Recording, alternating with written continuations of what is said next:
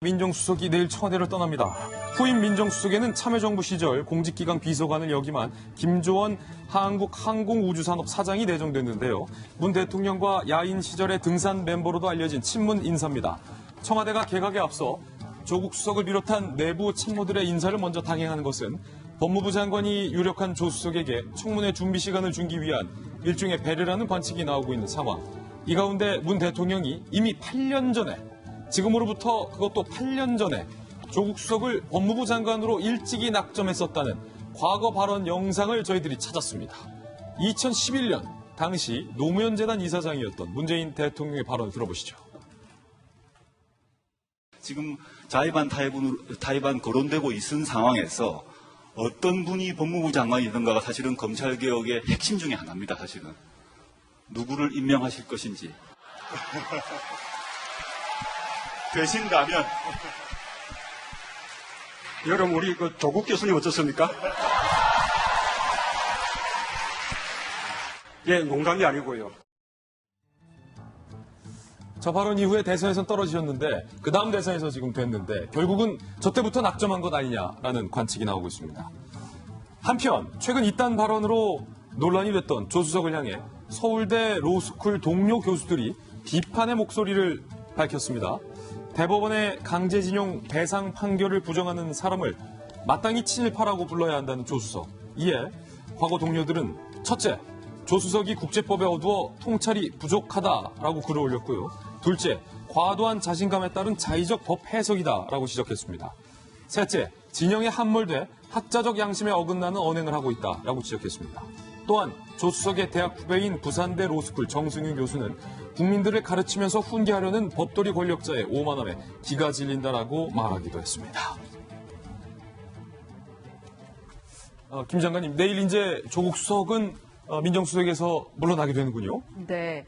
참 조국 수석을 위해서 문 대통령께서 여러 가지 정말 그 개인을 위한 인사에 부쩍 신경 쓰고 있구나라고 느꼈어요. 뭐냐면 일단 문 대통령께서 민정수석 계실 때 지금 현재 최장수 민정수석이시거든요. 그러니까 본인 다음으로 최장수 기록을 유지할 수 있게 최대한 근접하게 날짜 계산까지 하지 않았나라는 생각이 들고 또 이제 검찰총장 원하는 사람을 이제 임명을 하고 임명장 오늘 주기 때문에 시간차를 두고 민정수석에서 곧바로 가는 것보다 시간차를 두고 일단 민정수석 옷 벗고 그다음에 자연인 상태에서 또 법무부 장관 지명받을 수 있도록 이런 것까지 신경 쓰고 하지 않았나라고 생각을 합니다. 더군다나 이제 정계특위위원장을 민주당이 맡으면서 사개특위위원장을 한국당이 맡을 수밖에 없는 상황이 되니 더 강력한 수를 두기 위해서 이제 법무부는 직접 챙기겠다 이런 것 같아요. 그래서 여러 가지 한 명을 위한 인사에 참 이게 시간까지 염두에 두면서 검찰총장 인사, 사개특위위원장 이런 것까지 봐가면서 참 예뻐하는구나라는 느낌이 들었어요. 그런데 대통령의 마음을 잘 읽기 때문에 예뻐해 주시는 것까지는 괜찮지만 업무 능력에 대해서는 이제 많이들 지적이 되고 있지 않습니까? 민정수석의 가장 큰 과제였던 게 두 가지인데 하나는 이제 인사검증 제대로 했느냐. 특히 인사검증. 네. 그리고 두 번째가 이제 공직기강 제대로 잡고 갔냐 이런 건데 뭐 인사 다 아시다시피 인사청문회 뭐 상관없이 그냥 쭉쭉 임명하셨잖아요. 16명이나 그랬죠. 그다음에 공직기강 관련돼서는 청와대 안에서부터 음주운전한 행정관이 있지 않았나. 군 인사 자료 군에서 받아가지고 딴짓하다가 그 바깥에서 잃어버리질 않았나. 또 대변인이라는 사람이 청와대 관사를 이용해서 뭐 갭 투자하지 않았나 이런 거를 하는 걸로 봐서 이런 게 다 민정수석실 업무였거든요. 예. 그래서 별로 민정수석으로서 참 저런 좋은 이미지 대비 업무 능력상 크게 보여준 건 없는데 예. 어떤 면을 보고 저렇게 또 법무부 장관으로 영전시키려고 하나. 특히 걱정되는 거는 내년 그 총선거가 있는데 어느 때보다도 공정한 선거법 집행이 이제 걱정이 되고 있지 않습니까? 그런데 저렇게 최측근이 가면 과연 그런 게 될까? 특히 현 집권 세력은 예전에 이명박 대통령 때 권재진 수석이 이제 그때는 정치인 수석도 아니었어요. 정통 이제 법무부 출신인데도 불구하고 민정수석에서 법무부 장관 갈 때 이런 인사 있을 수 없다라고 막 외쳤던 분이거든요. 그런데 그거보다 더한 인사를 해서 이렇게 달라질 수가 있나라는 그런 생각이 듭니다. 자, 조국 수석이 언터처블이다라는 얘기도 청와대에서 현재 나오고 있는데 왜 김병민 박사님 네. 김상조 정책실장이 일본의 경제 보복과 관련해서 그 우리 정부가 이미 뭐 리스트를 이만큼 갖고 네. 있었고 다 알고 있었다.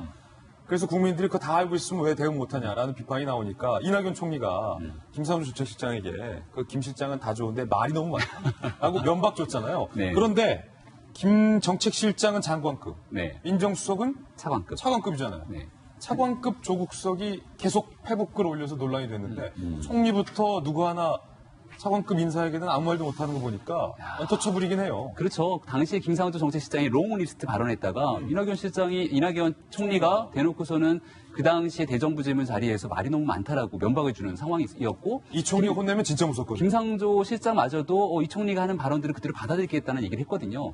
지금 조국 수석이 그동안 SNS 글을 이 한일 관계가 굉장히 긴장 국면으로 접어들게 되면서 40건이 넘는 SNS 글을 올립니다. 저는 여기 서울대 동료 교수들의 평가가 정말 참 뼈를 때린다 이런 생각이 드는데요. 조국 수석의 글 중에서 대법원의 판결을 부정하면 친일파라는 얘기를 하잖아요. 근데 이 다 법학자들의 교수들이 하는 얘기가 우리 대법원의 판결에는 소수견이라는 게 있습니다.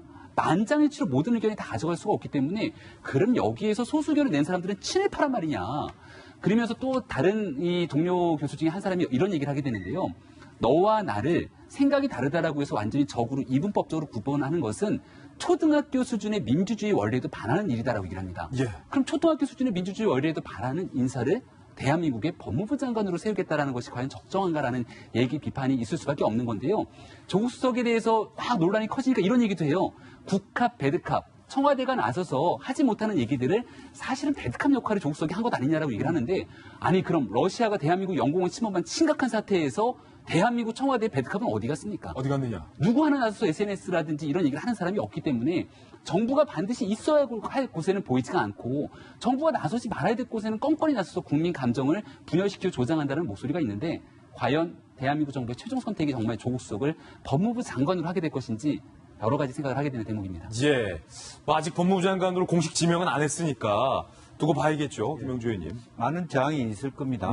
야당으로부터 많은 저항, 그리고 대통령, 언론도 벌써 대통령 다시 생각하라는 그런 고언들을 많이 하고 있는데, 대통령이 어차피 오랜 기간 동안에 말하자면 우리나라 검찰 개혁을 고민하면서 그 속에 조국이라는 사람을 미리 심중에 넣어왔던 것 같아요. 이제 그런 부분이 있고, 이제 그런 면에서 실제적으로 법조인들이 보는 입장에서는 조국이라는 사람이 한편으로는 법조인이지만 한편으로는 정치인이라는 생각을 가져서 상당히 많은 비판의 지점도 있는 건 사실입니다. 그럼에도 불구하고 지금 차기에 말하자면 조국 수석, 민정수석 다음으로 공직기강 비서관 출신의 김종원 말하자면 카이 사장을 내정한 것은 그동안에 공직기강의 문제는 있었다라는 것을 간접적으로 시인하는 것이다 저는 그렇게 그렇군요. 보여지고요. 또 한편으로는 물론 대통령과 굉장히 친밀한 사람이 법무부 장관을 하는 것에 대한 우려, 나는 타당하다고 봅니다. 그렇지만 대통령이 보는 조국이라고 하는 사람이 굉장히 공평할 것이다. 그렇게 생각해서 맡긴다는 측면도 국민들이 지켜봐야 되지 않겠나 그렇게 생각이 듭니다. 예.